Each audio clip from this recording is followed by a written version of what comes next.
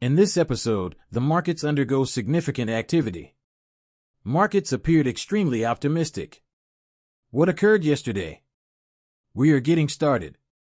To proceed to the negative, I've got you covered, people. We're discussing the best kind of market manipulation.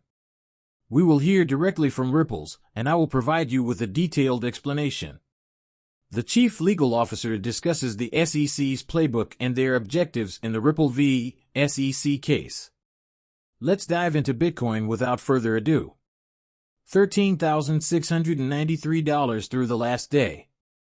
Ethereum is currently trading at $3,944, fluctuating between up and down. Currently, we are seeing a decrease of 0.5% in USDT. The value of Pega's USDC is $1.99. XRP has experienced a decrease of 1.88% in the past day, closing at a mean low of $23.36, but yesterday, it showed a slight increase of approximately 10 cents. It seemed as though XRP was trying to make a comeback. It attempted to emerge, but it seems that the good old market maker did what they do best, which is to control the price of XRP effectively. It was prevented by allowing hype and green in the market, but they stopped that early. We're going to discuss that shortly. In a single second, the total market value of cryptocurrencies was $3,665 billion. From here, where do we go? Look, if you own cryptocurrency and think 2025 will be a very bullish year, you don't care about the short-term forecast. We didn't see XRP's peak until January 2017, along with many other altcoins. If you believe that the peak has been reached, I wish you success in your cryptocurrency journey and venture. I begin to see the narrative picks up even more that every previous bull cycle had its peak and ended in November and December, which is not the case. For those who have been listening, I suppose I'll see you in 4 years when Bitcoin has its next upswing, but for me, I don't think we're even close to the top. I think 2025 will go down in history as the year when Bitcoin truly takes off, and I think we'll see alts push up even higher as well. This bull run and bull cycle are unlike any other.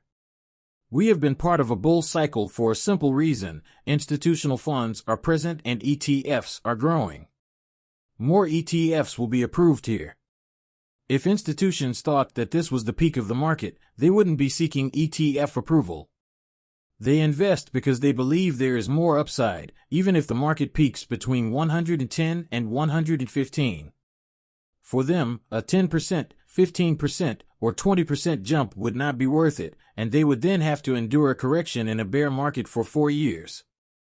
I don't think so. Institutions are investing because they anticipate significant growth in Bitcoin, potentially up to 2x or even close to 3x.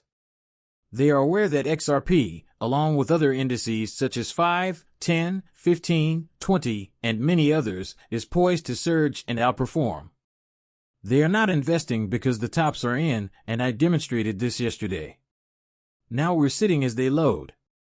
Box 3 will temporarily push us sideways until it breaks the $158,000 range.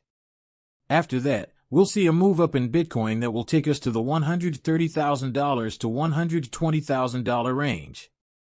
After that, we'll see a surge to $150 and $175, at which point all bears will vanish as the markets continue to surge, with a significant portion of the money shifting from Bitcoin to altcoins. Remember the concept of bull runs? As Bitcoin's value increases, so do adults. Bitcoin continues to rise, experiences a significant surge in value, and then starts to decline. Bitcoin's influence begins to wane. As the money leaves Bitcoin, its dominance starts to diminish. We witness the deployment of capital at that point. When it comes to altcoins, we will first observe a decline in Ethereum, which a decline will follow in the low caps, and then a rise in the other high caps. This is where XRP comes into play. Any current price action we observe on top of XRP, or the V or H bar, is simply a bonus, and everything else is just a bonus. As Josh outlines his spot targets for VO, which range from 12 cents to 75 cents, it becomes evident that the higher the current price, the higher the price in 2025 will be. I am not even angry about it. It appeals to me. I'm on board. We have discussed VO since the beginning. If I were a betting man, I would predict that Binance would also list VO, given their recent listing of VO Drone, which resulted in a significant price increase. Who has been monitoring the price action of VO at 3 cents? It has increased by over 85% in the last 90 days and 131% in the last 30 days. Moreover, VO is one of those cryptocurrencies. You would reap the rewards if you arrived early. Is it still early? At 3 cents, I maintain my belief that we will at least reach the 20-cent target, placing us within 6 to 7 times that amount. Does it go higher? It might. Until V is in the net 20-cent zone, I won't begin to pay attention. I don't believe it's finished. I don't believe it's close to completion. We lack straightforward methods for individuals, especially those in the U.S., to acquire VO. Sure, we can use Uphold, but bear in mind that doing so comes with a higher cost and limited quantity. What we need is a large exchange that can sustain a significant volume of liquidity. For the past 2 weeks, Chad has been producing XRP. View his chart here to see him read outflows. Allo experienced significant volatility, but we successfully maintained the $2.40 battle line. He's ready for a sudden surge in value. Inflow. For instance, if you're playing roulette and the little wheel is spinning, and you see 3 consecutive blacks, you might place a bet on red. This is because you know that red will hit sooner rather than later, as it is unlikely to see 4 or 5 blacks in a row. If you're a fan of Batman, you might place a wager on red. You take a chance. We've seen a lot of red over the last 2 weeks, but XRP is still holding strong while the outflows are increasing. You play the likelihood here. We'll have to wait and see if F is a better man.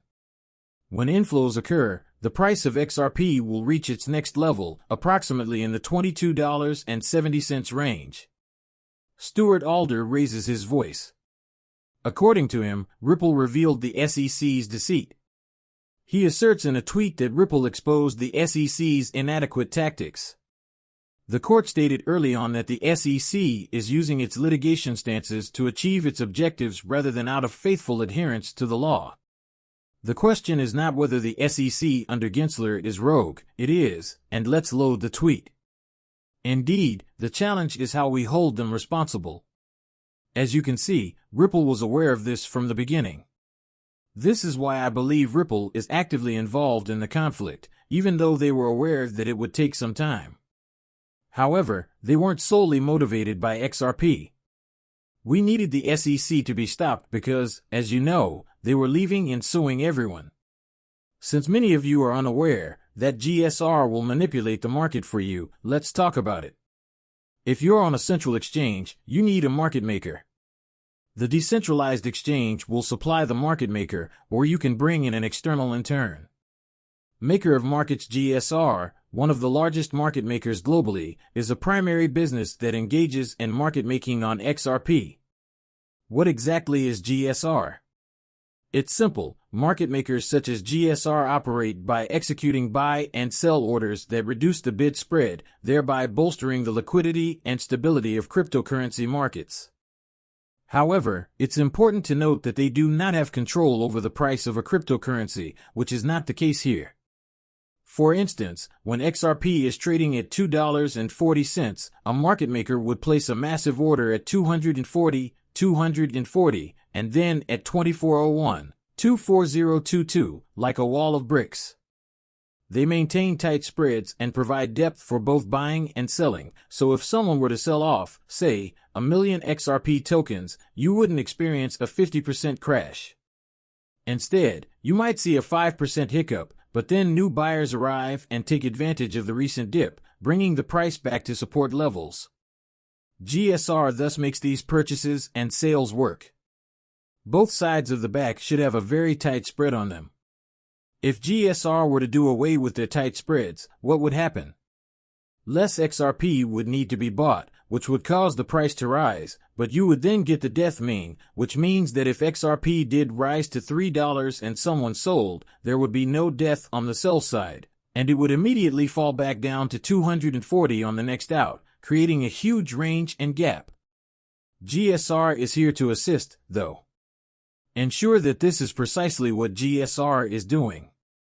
On many of these cryptocurrencies, I like to refer to it as market manipulation because they are ensuring that these things stay within a narrow price range, as we have seen with XRP over the years, which trades in a super range, and we see these incredibly bizarre walls being put up on the exchanges that aren't from the public but rather from the market maker. They do this on purpose, and when they do this, they are trading, so they are doing wash trading so that XRP's price is high, income is due. They will exchange it with the counterparty. After making money, they'll buy it on the other side, and as it rises, both sides benefit. That is how market makers profit. Their strike price on XRP means they could have bought XRP from Ripple over the counter for 20 cents. They said, well, we're going to loan you X amount of dollars to provide sufficient liquidity to the book. We'll provide sufficient liquidity for you to loan us, millions of XRP at 30 cents a year from now, 2 years, whatever the contract states. If the price of XRP falls below that price, we can return the XRP. If the price of XRP is above that 30 cents barrier, we have the option to buy that XRP from you at the price that we agreed upon, which is known as the strike price at 30 cents. That's how market makers profit. They don't just work with any project because they are in this to make money. They want to ensure that the token will increase in value when they buy it at, say, 30 cents. If the token's value increases from $30 to $240, it indicates an increase.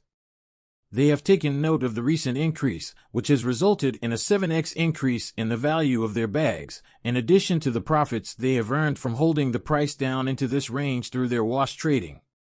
The contract allows them to buy the token at 30 cents at the end. This is known as market manipulation, which explains why DEX exist. Price fluctuations are really crazy. Most DEXs hold 99% of the tokens on offer. They are unaware of what a market maker is. Market makers dislike using DEXs because they don't know where the money is. This is what a market maker does. The cryptocurrency trade is the source of the money, and it usually results in significant losses. GSR employees are keeping the price low.